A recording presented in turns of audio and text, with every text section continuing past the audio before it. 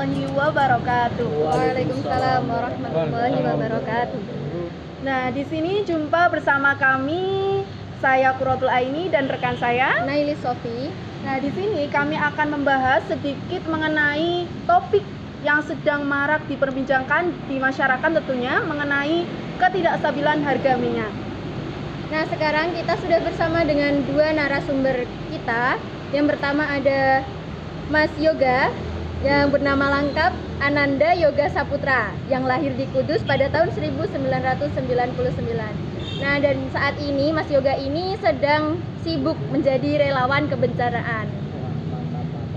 Mas Yoga juga memiliki moto hidup terbentur, terbentur, dan terbentuk. Kemudian, nah, narasumber yang kedua yaitu ada di sini ada Mas Supronur Rohman.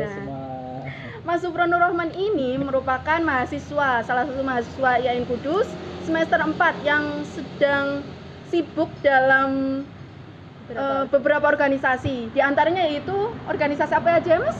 Ya, sebenarnya nggak terlalu sibuk sih, cuman memanfaatkan suatu waktu-waktu luang di masa muda kita. Nantinya akan bermanfaat sekali untuk bekal masa depan. Iya, betul sekali. Karena organisasi itu ya bisa untuk memunculkan rasa tanggung jawab seperti itu ya, Mas? Iya, salah untuk satunya jiwa leadership kepemimpinan seorang nanti pemimpin. Betul sekali. Nah, Mas Supronur Rohman ini itu merupakan salah satu warga Rembang ya, Mas? Oh iya, saya asli dari Rembang. Tepatnya di Kecamatan Saleh. Ya. Mas Supronur Rohman ini memiliki moto hidup khairunas anfa'uhum linnas. Nah, selanjutnya di sini kita akan memperbincangkan sedikit mengenai ketidakstabilan harga minyak ya, Mas ya. Oh iya. nah kalau kita akan meminta pendapat nih dari kedua narasumber kita. Yang pertama pendapat dari Mas Yoga dulu deh. Oke. Bismillahirrahmanirrahim. Assalamualaikum warahmatullahi wabarakatuh. Waalaikumsalam warahmatullahi wabarakatuh. Saya akan mulai dari kejadian setelah pasca COVID. Saya sedikit bercerita karena ketidakstabilan harga minyak memang cukup mengagetkan semua masyarakat ya, terutama masyarakat di Indonesia. Di sisi lain, kita setelah 2 tahun terkena pandemi COVID, pasti ekonomi tidak begitu stabil. Jelas masih terdampak akibat dari COVID. Apalagi saat ini kita proses menuju normal baru, yang dimana tatanan semua kehidupan masyarakat akan berubah. Nah, sebenarnya saya cukup menyesalkan ya dengan kejadian kelangkaan minyak dan juga kenaikan harga minyak yang tidak sesuai harga eceran tertinggi. Itu bisa mencekik para pedagang, terutama masyarakat sekitar. Nah, tapi di sisi lain saya akan tidak hanya merasakan kekecewaan yang dirasakan oleh masyarakat luas, tapi di sisi lain saya mengambil positif dari dampak adanya kelangkaan minyak tersebut. Jadi beberapa hal kita tidak perlu melihat satu sisi dari keburukan terjadinya peristiwa seperti ini. Walaupun kita sudah dikenal bahwa Indonesia adalah produsen sawit terbesar. Apalagi di data terbaru itu sampai 15,3. Itu data terbaru tahun 2021. Itu hektar, 15,8 hektar dari total keseluruhan yang ada di Indonesia. Nah, tapi saya sangat bersyukur juga adanya kelangkaan dan kenaikan harga minyak tersebut. Karena apa? Kalau menurut data riset dari kesehatan, Indonesia adalah salah satu tipikal pola hidup yang kurang baik. Terutama kita sudah tahu makanan ciri khas Indonesia, apalagi kita seorang mahasiswa kan. Ciri khasnya adalah apa? Gorengan. Ya kan, jelas itu tersebut. Terus juga ya jelas merakyat karena mudah beli juga kan, Iya, iya. harganya terjangkau. Yang kedua, hampir rata-rata para pedagang pasti mengandalkan apa yang namanya minyak, yang mengakibatkan bisa penaikan Harga. berat badan. Oh, Iya. Ya kan? Nah, ini yang patut saya syukuri, kenapa adanya kelangkaan minyak juga, dan harga minyak itu mulai naik. Indonesia harus dipaksa, orang-orang Indonesia harus dipaksa untuk kembali hidup sehat, Iya. karena kita seorang orang Jawa, nenek moyang kita pun sering mengajarkan kita dan sudah turun temurun kita menggunakan makanan tradisional. Contohnya seperti singkong direbus, Iya. ya pakai kan? minyak. Nggak pakai minyak. Hampir rata-rata makanan tradisional tidak mau menggunakan minyak, hampir rata-rata. Terus juga ada namanya kue lapis, apakah menggunakan minyak? Enggak. Enggak. Jagung dibuat tiwul, kalau orang Jawa mengatakan tiwul. Nah, kita akan kembali kepada apa yang sudah Diajarkan orang. diajarkan dan sudah turun temurun. Makanan ciri khas kita bisa lagi kembali ke Bisa makanan dilestarikan tradisional. lagi ya, Mas? Dilestarikan kembali. Nah, maka dari itu saya sangat bersyukur adanya, saya juga sangat bersyukur, ya saya juga sangat kecewa adanya kenaikan harga minyak. Oh iya. Iya. Nah, tapi saya sangat bersyukurnya apa? Makanan tradisional kembali up lagi. Kembali booming kembali. Lagi, Ya kan? jadi tren kembali. Jadi tren kembali. Karena apa? Adanya kelangkaan minyak. Heeh. Di satu sisi lain seperti itu. Berarti ada dampak positif dan dampak Yes, negatifnya. ada dampak Gitu, positifnya. ya. Kalau saya lebih condong kepada tahap positif Dampak positifnya. dampak positifnya. Kenapa seperti itu? Karena mulainya sekarang kehidupan pola hidupnya yang sekarang anak-anak terutama kita seorang mahasiswa itu sudah melupakan yang namanya makanan tradisional. Jelas. Nah, ini momen-momen untuk kita untuk mengingat kembali makanan tradisional dan kita melestarikan kembali. Iya, Mengenalkan betul sekali. kembali. Mengenalkan kembali. Iya. Itu salah satunya. Yang kedua, pola hidup sehat. Nah, ini mungkin bisa nanti dicek kembali. Mungkin kalau saya salah mungkin nanti bisa dibenarkan oleh teman-teman moderator dan pemateri yang lain. Gaya hidup masyarakat di Indonesia itu kurang baik dan bisa mengakibatkan kenaikan dan obesitas yang banyak, yang tinggi. Itu yang terjadi di Indonesia. Kenapa seperti itu? Mengkonsumsi minyak terlalu banyak itu juga tidak bagus. Kolesterol Menimbulkan yang banyak bisa. penyakit tentunya, Nah, Mas. penyakit juga. Dari sisi kesehatan kurang bagus. Nah, ini yang harus diubah dari kehidupan Masyarakat Indonesia. terutama seperti itu. Jadi intinya saya juga sangat bersyukur adanya kelangkaan dan kenaikan minyak. Iya. Seperti Nah, itu. itu dari Mas Yoga sendiri. Iya. Nah, kalau dari Mas Supran itu seperti apa? Nah, dari saya sendiri mengenai kelangkaan minyak. Nah, ini kan sangat berdampak sekali pada masyarakat bawahan. Nah, tentunya para pedagang kecil kaki lima itu kan sangat bergantung sekali pada minyak tersebut untuk menjajakan, memasak dari makanan-makanan yang dijajakan di pinggir jalan. Itu sangat membutuhkan minyak. Nah, bagaimana kalau minyak itu menjadi langka? Nah, ini kan sangat mengecewakan sekali. Bagaimana pemerintah itu kenapa kok minyak bisa langka? Apa pemerintah nggak bisa mengelola minyak yang ada di Indonesia ini? Nah, sedangkan kata Mas Yoga tadi Indonesia penghasil minyak terbesar ya, Mas. Nah, itu seharusnya kan Indonesia bisa lebih profesional dalam mengelola minyak tersebut. Nah, jadi masyarakat itu sampai tidak masalah minyak tidak sampai kekurangan lah intinya. Sampai sekarang ini yang lagi booming tentang mengenai kelangkaan minyak tersebut. lagi pula kalau tadi Mas Yoga membahas tentang kesehatan para remaja sekarang. Bukan hanya remaja ya, Mas? Oh iya, semua orang. Ya, pola hidup Hidup. masyarakat di Indonesia. Nah, pola hidup ini kan biasanya dari diri sendiri, Mas. Nah, mengenai makanan-makanan yang dijajakan, dimasak menggunakan minyak. Nah, itu kan para remaja, dewasa ataupun lansia itu kan bisa memilih dan memilah mana makanan yang sehat untuk dikonsumsi. Nah, sedangkan minyak itu kalau menurut saya nih, itu bukan suatu masalah yang besar bagi kesehatan. Masalah besar bagi kesehatan itu bagaimana kita bisa pintar-pintar Memilah dan memilih makanan. mana makanan yang baik untuk kesehatan.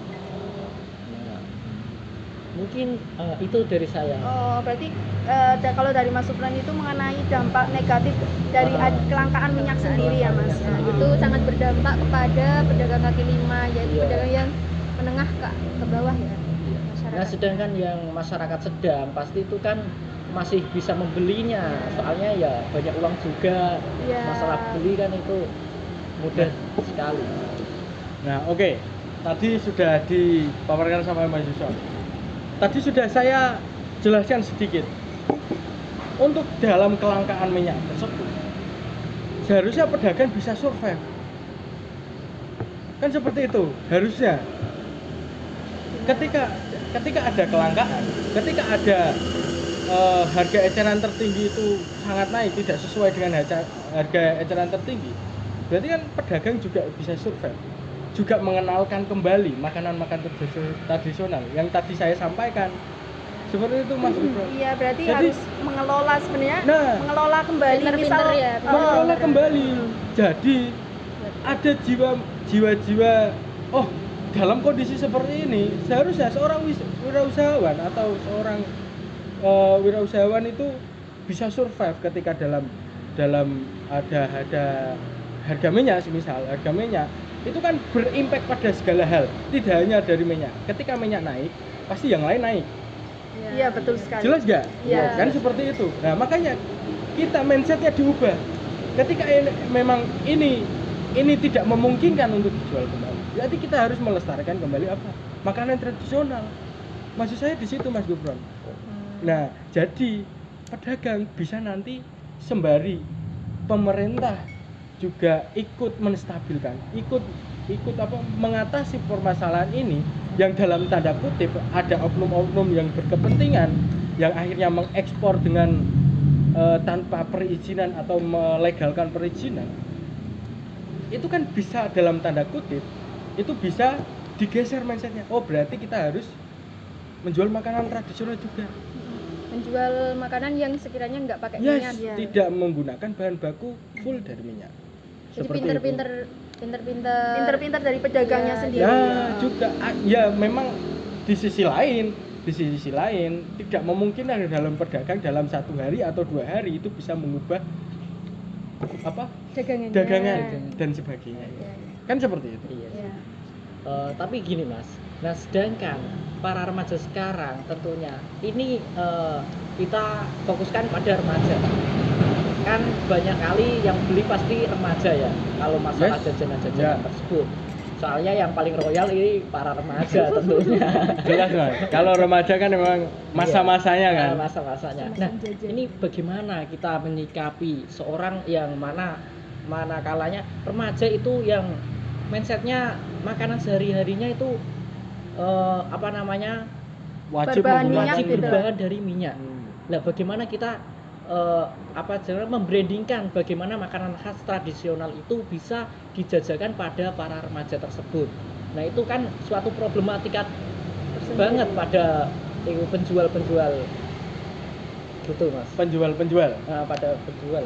Nah, ini konsepnya personal branding ya. Yes. Namanya personal branding itu jelas mulai dari kita cara membrandwash hampir sama dengan market, hampir sama dengan cara kita berjualan. Gimana caranya teman-teman bisa melihat bahwa makanan yang tradisional ini itu sangat menarik. Iya, benar sekali. Kan seperti itu, kita harus membranding tersebut mulai Berarti, dari advertising dan sebagainya. tergantung ini pedagangnya harus Iya, survei bener-bener jelas, harus bener-bener fight gitu. Heeh. Gimana pun di dunia ini kan adalah survive. Gimana cara kita bertahan keluar dari ancaman. Iya. Nah, kelangkaan minyak salah satu dari ancaman. Iya. Kan seperti itu. Iya, betul Survive sekali. adalah keluar dari masalah dan menyelesaikan masalah. Keluar dari ancaman dan menghasilkan solusi kan seperti itu. Iya. Nah, memperkecil resiko. Nah, soal kesehatan yang tadi Mas Yura, saya hanya mengutarakan memperkecil resiko terjadinya penyakit. Salah satunya kan dampaknya dari minyak juga. Iya. Mulai dari berat badan yang mulai naik, akhirnya lemah, naik, Akhirnya timbul stroke gitu ya, yes, Mas. Ya, kolesterol. menimbulkan banyak hal. Makanya dari itu saya juga bersyukur. Gitu. Tadi yang saya sampaikan, saya juga bersyukur Oh iya. adanya kelangkaan minyak dan sebagainya. Akhirnya apa? Inilah tugas mahasiswa, agent of change. Kan seperti itu, agen perubahan. Gimana kita juga harus bisa membranding gimana makanan tradisional menjadi makanan pokok yang Digemari oleh oleh semua masyarakat kaula tentunya, muda ya. kan seperti itu kan. Oke lah. Di sisi lain ada banyak oknum-oknum yang berkepentingan di atas sana, pemerintahan. Oke, kita seorang masyarakat yang biasa tidak mempunyai hak untuk mengutarakan sesuatu apalagi mencari solusi. Kita kan ya kalau saya mengkutip kata-katanya dari Bintang Emon, kita powernya hanya mengkritik, tidak mencari solusi. Benar nggak? Iya, benar, Teman-teman benar, sudah benar, tahu. benar, Benar. Iya kan? Benar Nah, sekali. kalau mengkutip kata-katanya dari Bintang Emon, kita hanya bisa mengkritik. Contohnya, kalau kita mau goreng kerupuk kan ini. Ya. Masa kita harus melihat latar belakangnya kenapa minyak kan seperti itu. Nah, Ya. tapi juga aku di sisi lain sangat bersyukur karena ada kelangkaan. Nah, kita seorang mahasiswa berarti kita harus menjadi agen perubahan, di mana kita harus membranding suatu produk dari makanan tradisional menjadi Makanan kesukaan yang digemari, semua semua kalangan. semua kalangan. Iya. Mungkin itu. Nah, Gimana, Mas Sukron? kalau kayak Oh iya, Ada dari lagi. masukan Mas Yoga ini sangat ngena sekali. Saya jadi sadar akan Kelangkaan minyak ya, Mas. Ya. ternyata nggak negatif doang Iya, gitu nggak ya. negatif doang. Ternyata ada dampak positifnya juga. Ternyata. Ya, Berarti dari kelangkaan minyak ini terdapat banyak dampak positif serta dampak negatifnya. Di antaranya tadi yang disebutkan Mas Yoga, dampak positifnya, dan dampak negatifnya tersendiri itu disebutkan oleh Mas Sufron. Kalau dampak positif tadi kan ada dampak positifnya, kita jadi kayak lebih sehat ya, makanannya Iya, sehat. nggak cuma Iya, makanan yang jelas. digoreng gitu. Terus juga yang kedua tadi melestarikan kembali makanan Tradisional. Di semua kalangan. Semua nggak cuma kadang kan yang suka makanan tradisional tuh kayak orang-orang tua Iya, mbah-mbah gitu. gitu. Iya. Dan remaja kan sekarang banyak yang suka makanan ya kayak goreng-gorengan gitulah. tapi Jadi gini, ada satu juga yang mengganjal ya, Mbak. Masih ada satu lagi. Walaupun di sisi lain saya sangat mensyukuri adanya kelangkaan dan kenaikan. Yang saya kecewakan juga salah satunya ini. Tadi prolog saya tentang masa pandemi Covid. Iya. Selama 2 tahun Iya. kita menghadapi gimana kita harus jarang bertemu, kita work from home. Apa? Iya. Ya kan? Iya, work from home. Bener kan? Ya. Bener. WFH, kerja di rumah, bahkan pedagang sepi dan sebagainya. Tadi yang disinggung Mas Gufron juga saya sepakat. Karena gini, di masa-masa pandemi jelas perekonomian di Indonesia sangat carut marut. Jelas, sangat jelas sekali.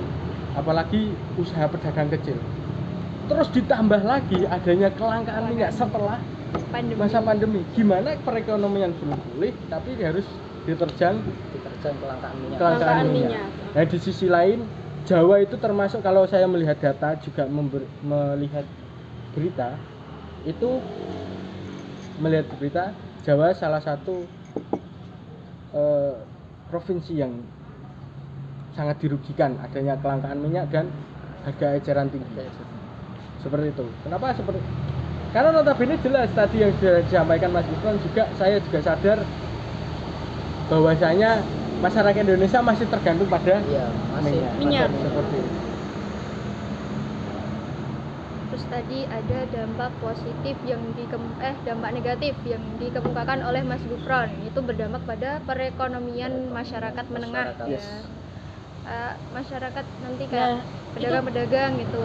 Benar sekali. Nah itu kan tadi dampak negatifnya itu mengenai perekonomian masyarakat kelas menengah ya, Mas. Ya. Nah, mengenai berita yang sedang marak diperbincangkan juga mengenai minyak curah yang akan dihapuskan. yang akan dihapuskan. Dan Itu bagaimana? Ya, menurut Mas Yoga dan Mas Gufron sendiri. iya, Mas Gufron dulu Mas lah. Yoga dulu lah. Dulu. Oh iya, enggak apa-apa. Jadi gini, Bareng-bareng aja. ini statement dari saya menurut analisa dari mata panca indera saya gini, ini sangat lucu dari pemerintahan yang ada di Indonesia, padahal kita belum selesai pada kasus Harga minyak. bukan harga minyak, bukan kasus saya, tapi kasus ekspor Oh yang iya. dimana di situ adalah bahan utama dari pembuatan minyak. Iya. Kita belum selesai pada tahap itu. Kasusnya pun belum selesai sampai saat ini, dan minyak yang beredar di masyarakat itu pun belum stabil. Kadang ada, kadang tidak. Yang sesuai dengan harga eceran tinggi yang 14.000 per liter. Nah, kenapa pemerintahan untuk saat ini itu membuat sebuah peraturan baru Iya.